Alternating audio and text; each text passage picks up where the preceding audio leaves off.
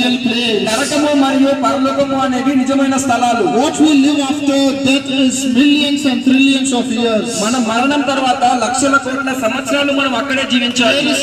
There is no end for that life. ఆ యొక్క జీవితానికి ముగింపు అనేది లేనే లేదు. Hell is a place of darkness. ఆ యొక్క నరకం అనేది చీకటిలో ఉండే స్థలమై ఉన్నది. Hell is a place of fire.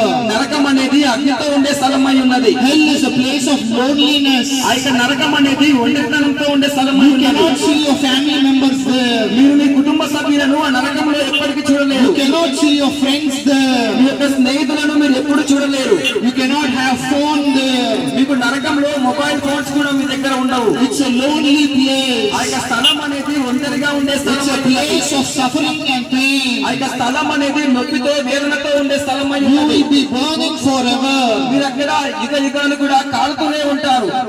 Maggots will be eating you. ఆ యొక్క స్థలంలో మిమ్మల్ని పురుగులు తినివేస్తూ ఉంటాయి. But God wants to save you from that place. ఆ యొక్క భయంకరమైన స్థలము నుండి దేవుడు మీ అందరిని కాపాడాలనుకుంటున్నారు. That's why He sent His Son Jesus Christ. అందుకొరకే కుమారుడైన యేసు క్రీస్తుని మీ కొరకు పంపించారు. Jesus died for you and for me on that cross, యేసు క్రీస్తు మీ కొరకు మరియు మా అందరి కొరకు ఆయన మరణించారు. so that we can escape hell and go to heaven. దాని వల్ల మాత్రమే మనం నరకం నుండి తప్పించబడి పరలోకానికి చేరుకుంటాము. Jesus loves you. ప్రేమిస్తున్నాడు స్నేహితులారా. Come to Jesus today. యేసు క్రీస్తు వద్దకు ఈ రోజే రండి. Call upon Jesus today. యేసు క్రీస్తు వద్దకు ఈ రోజే రండి. Believe upon Jesus today. యేసు క్రీస్తు యందు మీరు విశ్వాసం ఉంచండి. You may not have another tomorrow. మీకు మరలాగా ఉదయం ఉండకపోవచ్చు. You may not have another hour. మీకు మరలాగా గడియ కూడా రోజే పిలవండి. This is the day of salvation. ఈ రోజు రక్షణ దినమై ఉన్నది. God loves you. దేవుడు మీ అందరిని ప్రేమిస్తున్నాడు. Jesus died for you. యేసు క్రీస్తు మీ కొరకే మరణించారు. Jesus rose back on the third day. ఆయన మరణించి మూడవ రోజు తిరిగి లేచారు. He is coming to judge the whole ఆయన world. మరలా ప్రపంచానికి తీర్పు తీర్చడానికి రానై ఉన్నారు. God sees every sin in your life. యేసు క్రీస్తు మీ జీవితంలో ఉన్న ప్రతి పాపాన్ని ఆయన చూస్తున్నారు. You might be thinking your family does not know.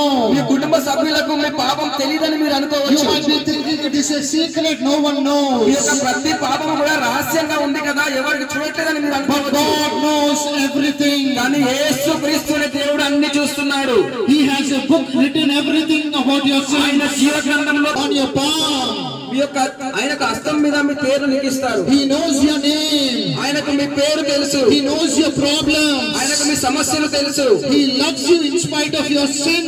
ఆయన మీ పాపములతో మీరు ఉన్నా కూడా ఆయన మిమ్మల్ని ప్రేమిస్తున్నాడు. Come to Jesus today. యేసు క్రీస్తు వద్దకు ఈ రోజే రండి. Get to know Jesus today. యేసు క్రీస్తు గురించి ఈ రోజే తెలుసుకోండి.